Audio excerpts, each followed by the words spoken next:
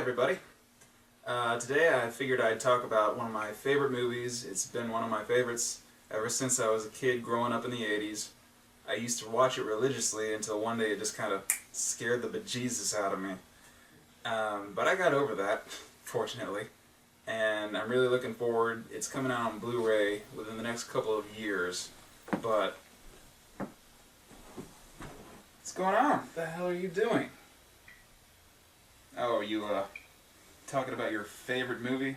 Did he tell you it's the Blob? You know this is my thing, right? Oh, I know it's your thing. Unbelievable. You gotta do something better with your life, man. What he said.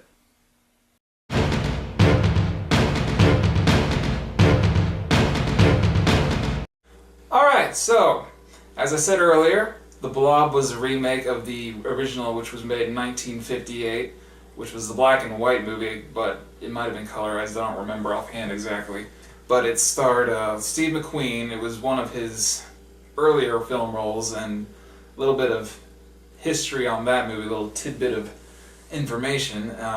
Apparently, when Steve McQueen had died from mesothelioma, they went back to his apartment that he was staying in, and the only thing that was left behind in his apartment was a poster for the 1958 Blob, which is kind of creepy. Or maybe he just really loved that movie, I guess. I don't know. But anyway, the 1988 remake was directed by Chuck Russell, and he didn't really do too much after that. I guess the most notable thing he directed after that was The Mask. But it was written by Frank Darabont and Chuck Russell. Of course, Darabont went on to do much bigger movies. The Green Mile, Shawshank Redemption. Of course, he's working on he started the Walking Dead series, and it's a shame that he was fired from it. I think he should have stayed on with it, because, I mean, who fires Frank Darabont? But he also worked on The Mist, and as you'll see from the rest of the information I'm going to provide you, a lot of the cast that he worked with on The Blob, he also went on to work with in other movies and projects that he did. But anyway, the movie stars Kevin Dillon, Shawnee Smith. Kevin Dillon's just the atypical hero. Of course, from the start of the movie, you wouldn't recognize it, because they're building up another lead character who you think will be the actual hero of the movie, but not so much. Shawnee Smith, of course, just plays the atypical teenage cheerleader, the damsel in distress, but later on in the movie she also gets some chutzpahs. Jeffrey DeMunn plays the sheriff of the town, and he's a really nice character. A lot of the characters in the movie are really nice. They're well developed, and I think the only flaw to DeMunn's character is that he's got a little bit of a countryside, and I guess being supposed to be filmed in the South, I guess there had to be some country-esque characters. God bless America.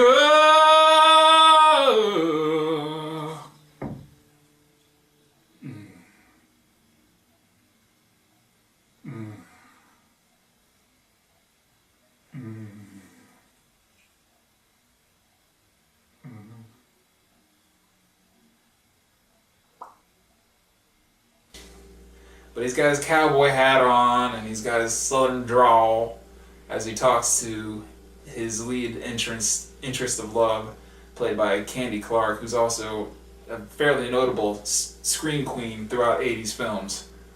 And she does put it to good use in this movie. But Jeffrey DeMunn also went on with Frank Darabont. He starred in The Shawshank Redemption, Green Mile. He was in The Mist, and then he was on The Walking Dead for a little while, but he finally got killed off in the second season, which a lot of people I know were not happy with. But I'd imagine after they fired Darabont from the series, DeMunn didn't really feel like he wanted to stick around. I guess he had some loyalty with Darabont, and that's understandable. He's provided him with a lot of great roles in his movies. Some of the minor roles in the film include Paul McCrane, who later went on to play a leading role in ER, and and he also had a role in Shawshank Redemption. Art LaFleur is a great character actor. He played Meg Penny's father in the movie, the pharmacist, and he had a lot of minor roles in his career, and still does. He played Babe Ruth in The Sandlot, and I just feel as though his role as Meg Penny's father in The Blob is just spot on. You know, he plays even though the movie takes place in the late 80s, he still kind of has that typical 50s father, you know, provider of the family. He comes home after a long day of work, drinks his beer, sits down, reads his newspaper. You really believe he's that character. He pulls it off really well. There are also some other, well, I didn't really hint or talk about much about Joe Seneca, but he's a very accomplished actor. He's done some great roles as well, but I don't really think that this was his movie to shine in, but he does all right. Just nothing above average, I guess. But there are some special recognitions that I'd like to point out. Bill Moseley, who of course went on to Texas Chainsaw Massacre 2, and he's been a staple in Rob Zombie's films. He's got a very minor role in this movie. He plays one of the injured soldiers in the sewer toward the end of the film. You don't really get to see much of him. I think he's only on screen for maybe 2 minutes or so. But that was one of his first kind of minor roles. Another more noticeable face in cult movies you might recognize is Jack Nance, who of course was a big staple in a lot of the David Lynch movies. You know, Eraserhead, Blue Velvet, Twin Peaks. He plays the doctor in the hospital in The Blob. You might be able to recognize him when you see him. If you're looking for his appearance from the earlier films like Eraserhead, you might not recognize him. But if you think Twin Peaks, he's got the mustache going, so he's really noticeable in that regard. But to talk a little bit about the special effects of the movie, this is really where the movie shines for the most part. There are some scenes and sequences in the film where the special effects are just kind of cheesy, even by today's standards. Usually they're like the puppet scenes where they've got the green screen going and little kicking of the legs from the dolls inside the blob. Yeah, those are cheesy as hell. But for the most part, the effects were ahead of their time, you know. They were all practical effects. There was no CGI involved. I'd say that the effects of the movie probably rival or exceed the effects of today's movies even. Like I said, some of them are cheesy, but not all of them, and as a matter of fact, most of them aren't. And they're actually pulled off really well. And I think this comes from just like the properties of the creature itself. You know, it's because of its physical characteristics and the use of practical effects, it looks real and alive. You know, it looks like something you could touch. You can't, for the most part, you don't really see a lot of strings or anything like that. It's just like a big mass of living, dissolving, acidic nastiness that you don't want to touch. You believe that it's there, though. It's not some guy in a rubber suit or anything, you know.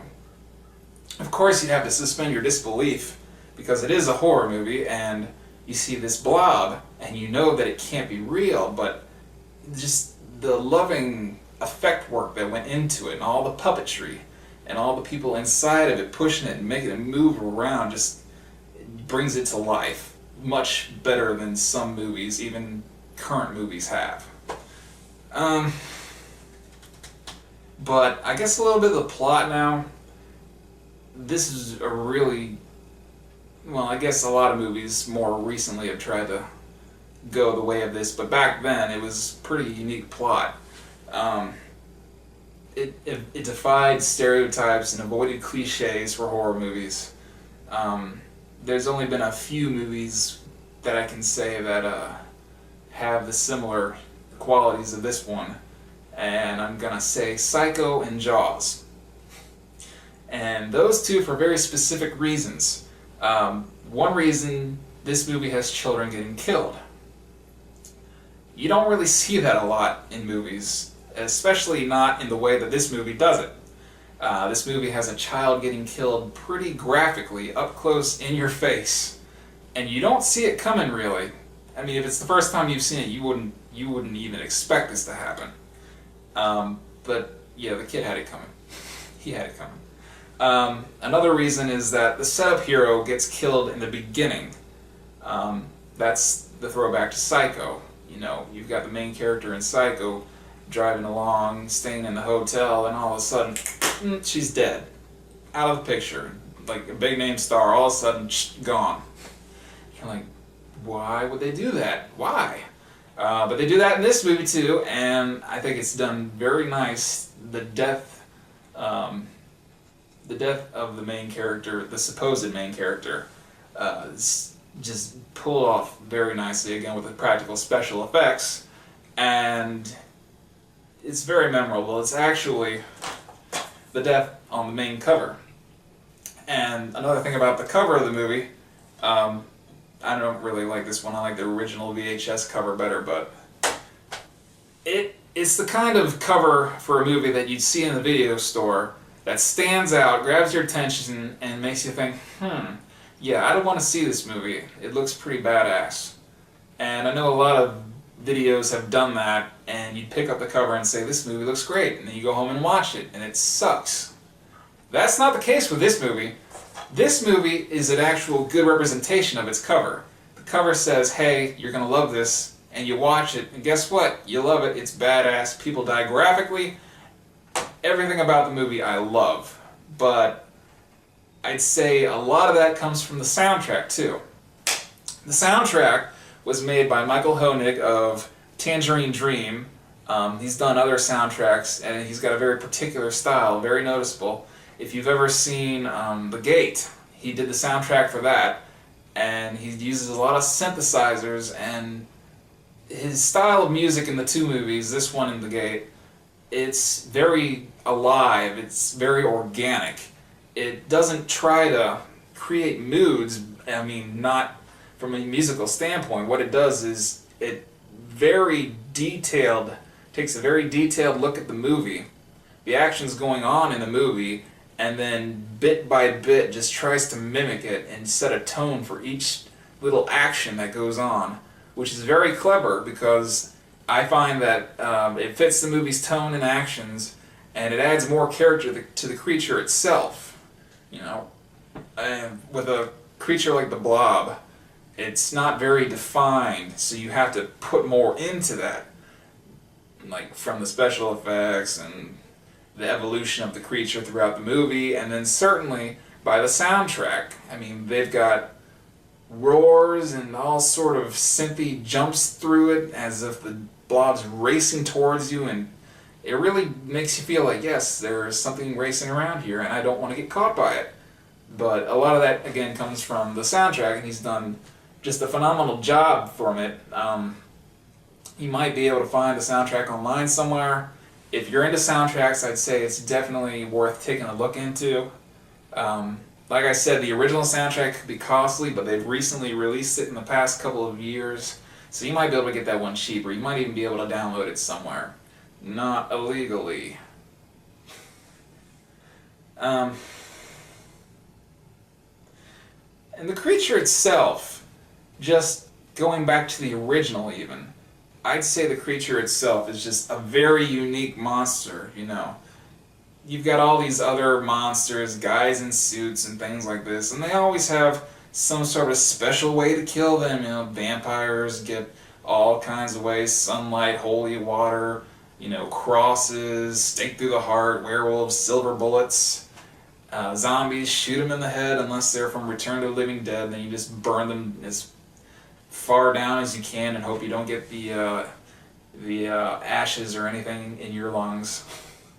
But the Blob cannot be killed. Can't do it. There has yet to be a way to have the Blob killed in any of the movies. Not the original, not the sequel in the 70s, and not the remake. The only thing that you can do with the Blob is weaken it with cold. You can freeze it, and that'll slow it down and contain it, but that won't kill it. And you'd have to constantly keep an eye on it and keep it contained and hope that it just never thaws out, because then you'd be in a world of trouble if it did. Fuck, you'd be in a world of trouble if it did, because it would dissolve your ass. There'd be nothing left of you.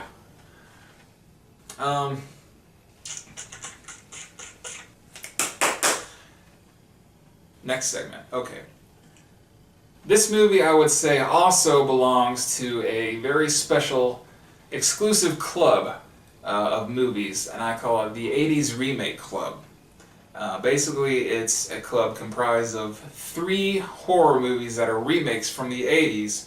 They're all the movies, as in John Carpenter's The Thing, or David Cronenberg's The Fly, and now The Blob. And the reason why I put these 3 in their own little special glorified category is because these remakes took kind of average, some people might think that they're great movies, but they're kind of average, old movies from like the 50s and the 60s. They took the originals, and with the 80s technology and great story and effects, they beefed the hell out of them. I mean, The Thing is one of my favorite movies, and it's probably the best remake that I've ever seen. Even, like, people might say, oh, Dawn of the Dead's the best remake. I still think that the original Dawn of the Dead is better than the remake. The remake's more action than horror, if anything. Sure, there might be more jump scares, but there's no real tension or anything. But I still think that The Thing is the best remake that I've seen. Of course, The Fly is amazing. Cronenberg did a hell of a job with that one. But even, I know that those 2 movies, those 2 remakes, are better than the remake of The Blob. But it's just something special about The Blob that I like. Just maybe because, again, you can't kill the Blob.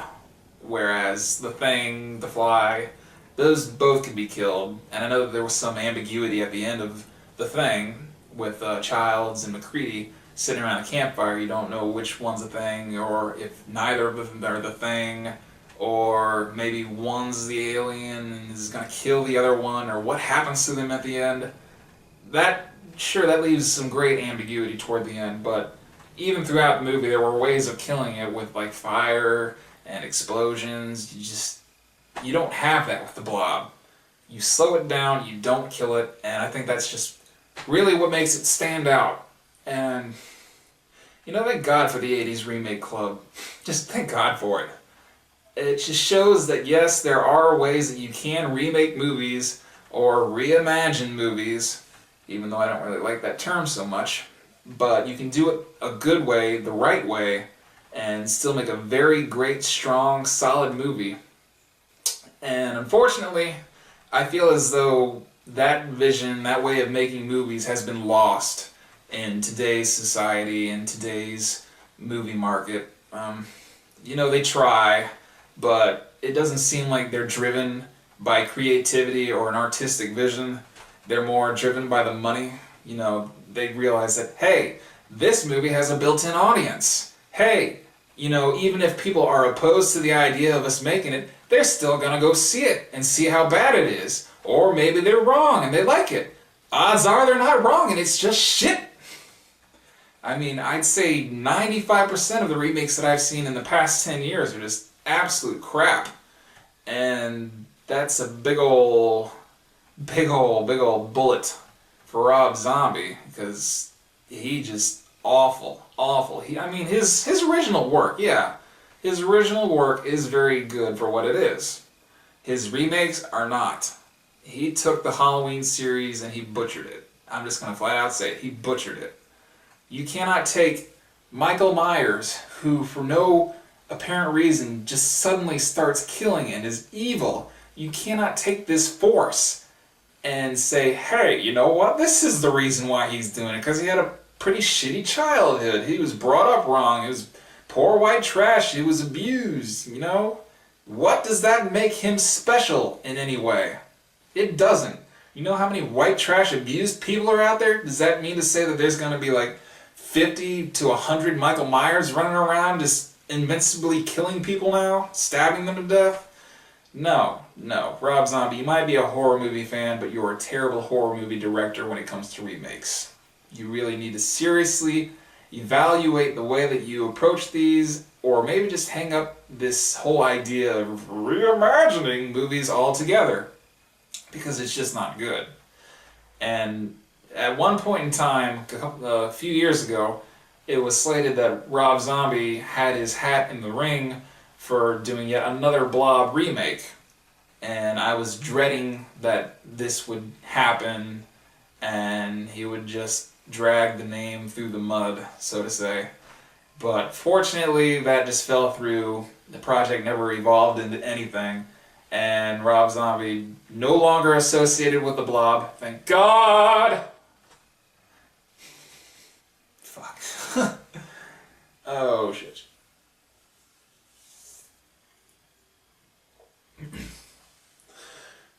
But yeah, that's why I like the Blob, and hopefully this will help you get some insight into it if you haven't seen the movie before. If you want to see the movie, just give it a try, you know. I'm pretty sure that you can get it on Amazon Instant Video. It might even be on Netflix, but I don't think it is. You can order the disc through the mail.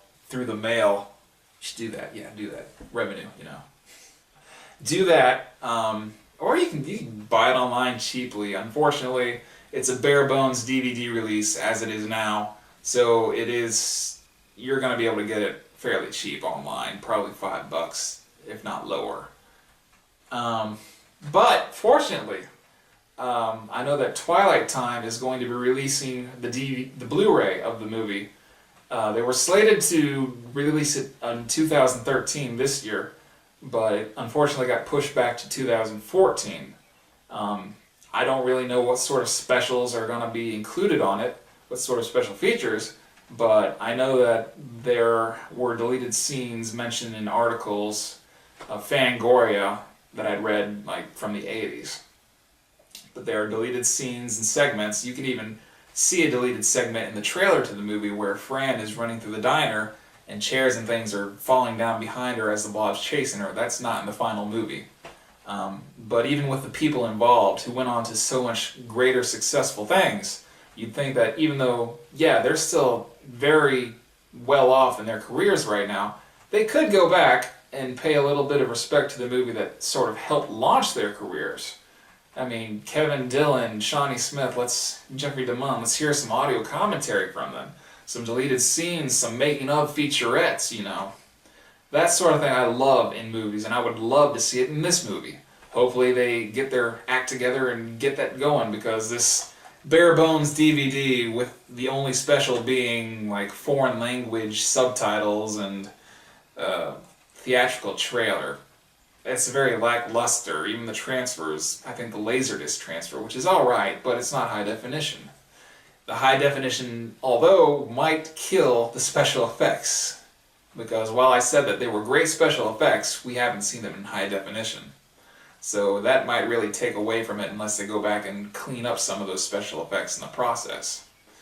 But anyway, I hope you enjoyed it. I enjoy this movie. I'll try to get back to you sometime in the near future with another review. Yeah.